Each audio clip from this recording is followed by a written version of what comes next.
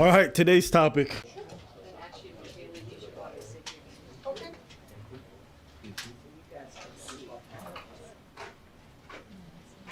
Mm-hmm.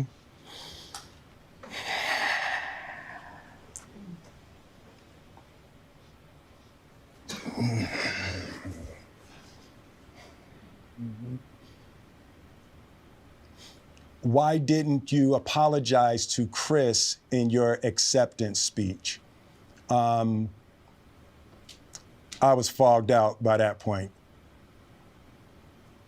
It's all fuzzy. I've reached out to Chris, and the message that came back is that he's not ready to talk, and when he is, he will reach out.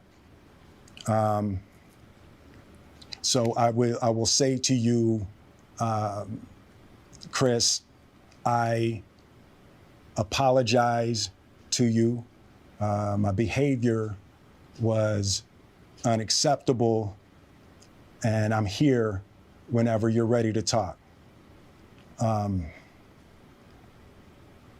want to apologize to Chris's mother. I saw an interview that Chris's mother did, and you know, that was one of the things about that moment. I just didn't realize, and you know, I wasn't thinking, but how many people got hurt in that moment. So I want to apologize to Chris's mother.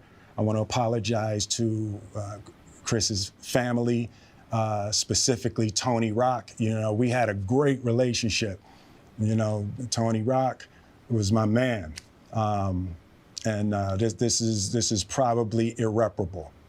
I spent the last 3 months replaying and understanding the nuances and the complexities of what happened. Someone said to me, I don't get why Tony Rock's so mad. Like, if y'all was friends, y'all can make it work.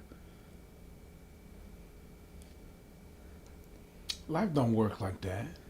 Yo, if you slap my brother on national television, embarrassing my whole family, you fucking dead to me.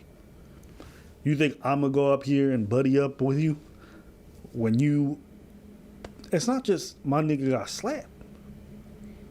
He gets people coming after him and talking to him about it everywhere he goes. He got to relive getting punked on national television everywhere he goes. And you... Can we talk? Like, maybe you want to say, like, I don't think people recognize how emasculating it is to get smacked in front of other people and you don't do shit. You know that fucking meme of Kevin Hart pacing like, next time when I see a motherfucker, that shit. You replaying scenarios, you think about what you're gonna do, what kind of, like that. Because it's that infuriating that somebody crossed your physical boundaries and put their hands on you like that. That's not light work. This is why I tell people don't get physically violent with folks, because you don't understand how much that can escalate from there. It's cool till it's not. You get what I'm trying to say? So, yeah, if you do that to my brother, I don't care how tight, like, no. Until my brother cool with you, I don't even think I could even open that door. He did. I believe that Will said the right thing. Whenever you're going to be ready, I'm going to be there. That readiness may never happen. You smack my sister on national... That's exactly the hype. Smack my sister, because I don't have a brother.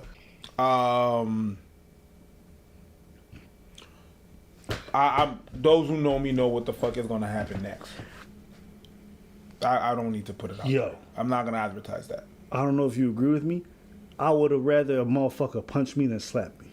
You got bitch slapped. Yeah, okay. So I want you guys to understand, when you smack somebody like that, like a man smacks another man like that, that's a show of dominance. You throw hands with somebody, it's like it's a fight. When you know you above somebody, you smack the shit out of them. Smacking is what you do to your child. That's why parents don't be out here punching their kids unless it's a real beating.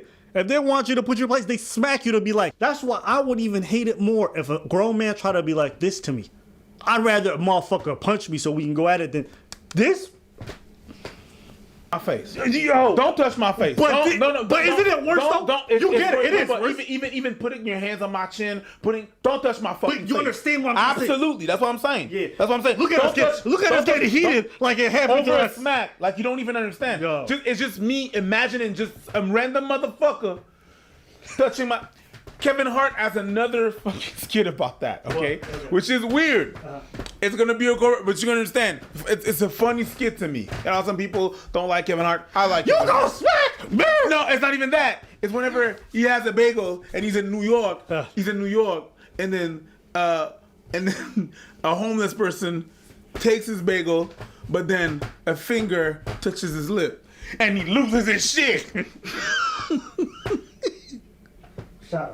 Then shout out Kevin Hart, all right?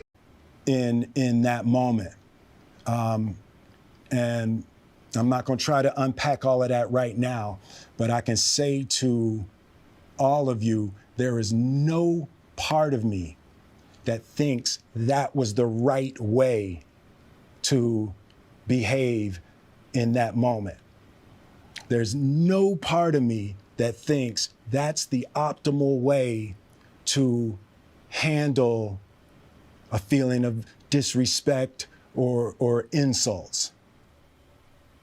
After Jada rolled her eyes, did she tell you to do something? No. It's like, you know, I made a choice on my own, from my own experiences, from my history with Chris. Jada had nothing to do with it. I'm sorry, babe. I'm gonna say sorry to my kids and my family for the heat that I brought on. You trying to protect your wife, and some people might see it as an admirable thing. Like I said in the last video, when you trying to protect someone who constantly throws you under the bus publicly, while that might be a sign of loyalty, to a lot of us it just looks like you simping. We're gonna look at you. It says. Was she protecting you when she brought you on Red Table Talk to talk about that entanglement? Was that protection? Or the fact that you can't make her come? That's fucked up, my dude. Yo, listen. But you know, some people make their thing putting their shit out there. I don't put my shit out there. To me, I'm not gonna lie, Will just strikes me as a person who's a giver. And gives and gives and gives and gives, and that's where they, you know, and I understand. And it's not a bad thing to be a giver until you get somebody who just wants to take more than you got to give. Boom. You know, it's like a well. If you don't let that shit run, there's no water for nobody to drink. Boom. Will look like somebody who all dried out. Boom. Look at him. Don't he look like he pruned out? My doctor told me that I needed to get like more nutriments and more vitamins. So he told me to take some vitamins, and the vitamins, let's be honest, who does that? The pills are big, and it is what it is. I'm not doing that. And this is where AJ1 by Athletic Greens comes into play. Look at this.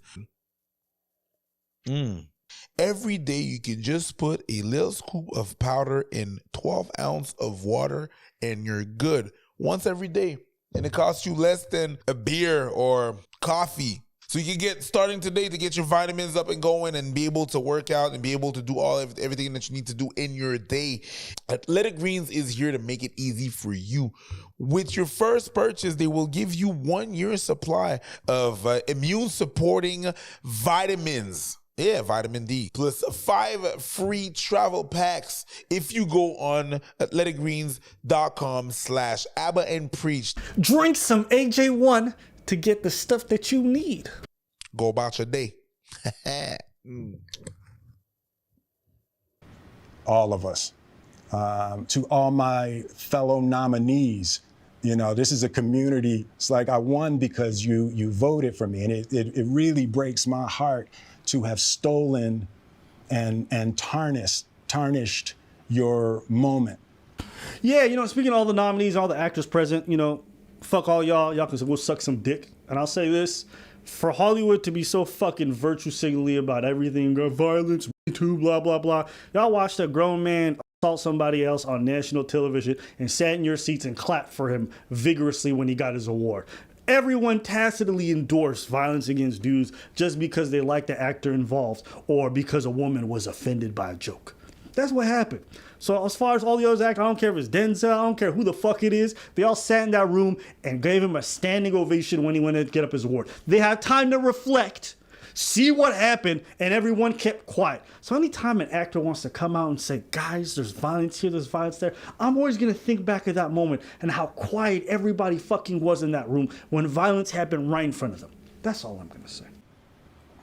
What would you say to the people who looked up to you before the slap, or people who expressed that you let them down?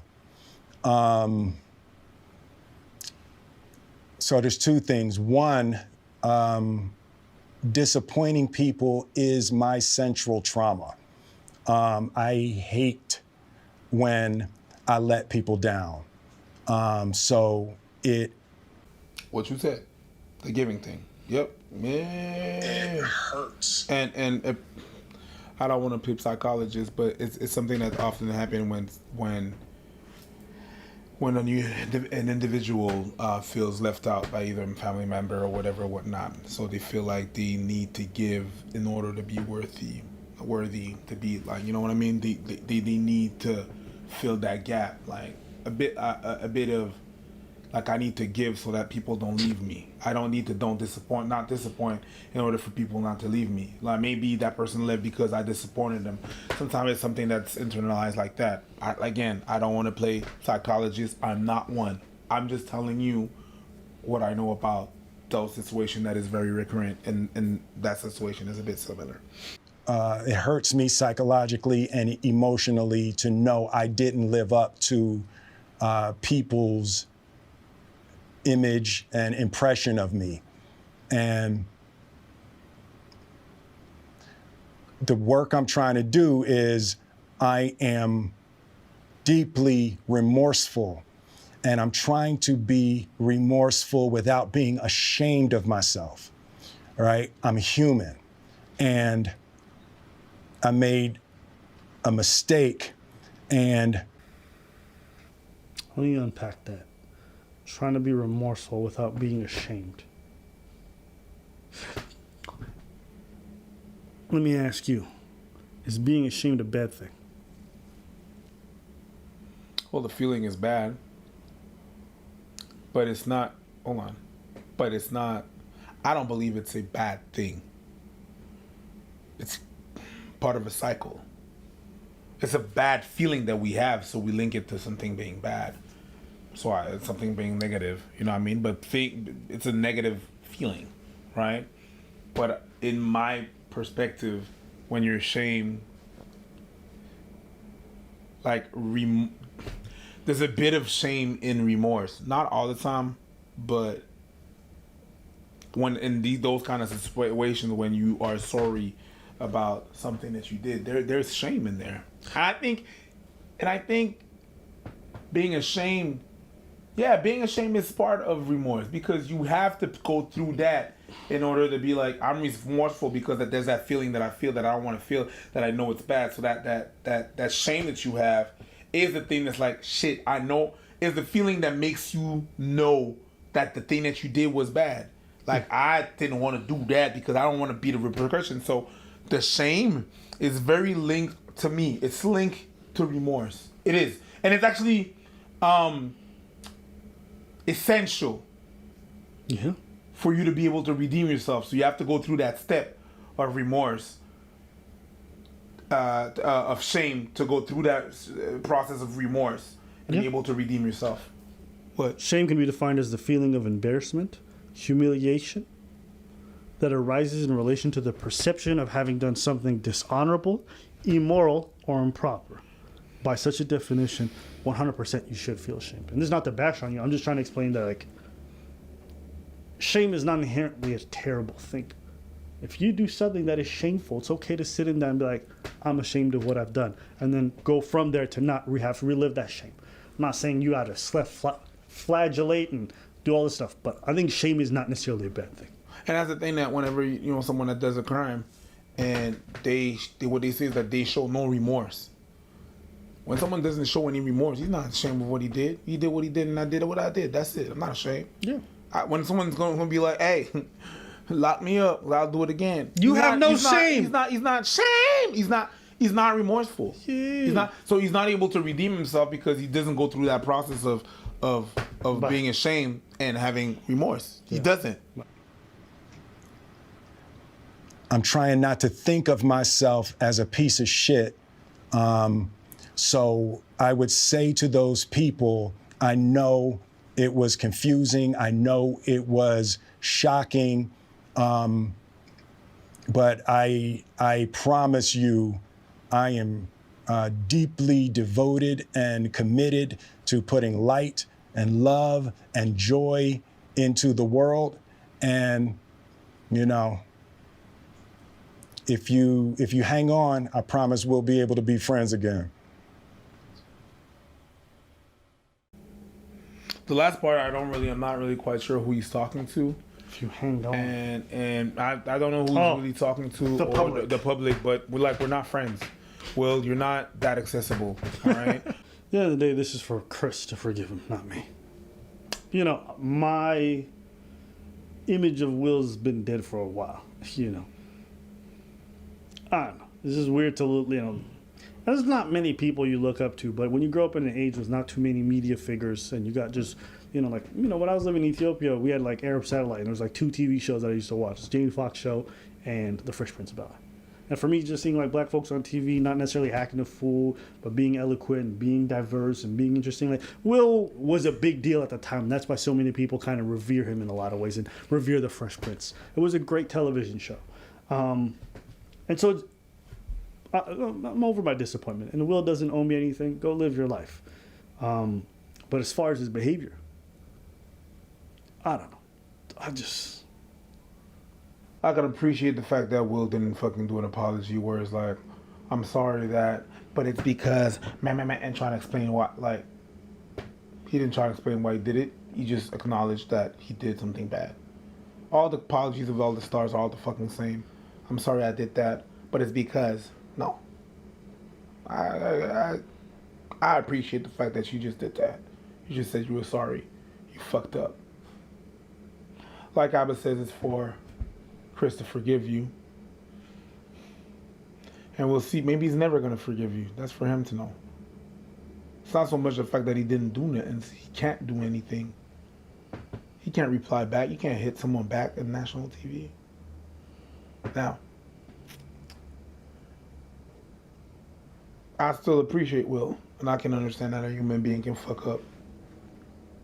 That was a pretty bad fuck up, my dude. And we'll see for the rest.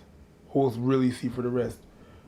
Well, as of right now, you're doing all the steps, but oof, that one is a heavy one, man. Slapping a coworker like that, a brother, someone that you're cool with like that. I've dropped friends for less than that. For less than that. Oh, they deserved it. But the minute you get physical, it's a whole wrap.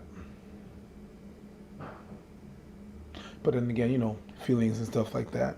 Whatever. I just have a hard time comprehending, like, no, I do understand. You're a giver. You want to ride for your people, ride for your family. Failure is not an option. Divorce is not an option, so you ride for your people, riding regardless. It's fucked up that the people that are closest to you, you're willing for them to disrespect you the most. But when those people that disrespect you get disrespected once, you lose it. So if you gave a slap to Chris, what should Jada get?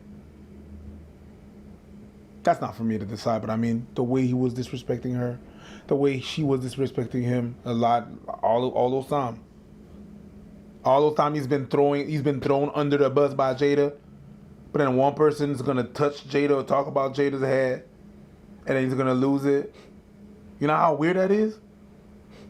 That's weird, B. Anyways, that's not for me to decide. That's for you. That's your demons, your closet, your things, man, whatever. Bro, you know, I wrote a joke where I said,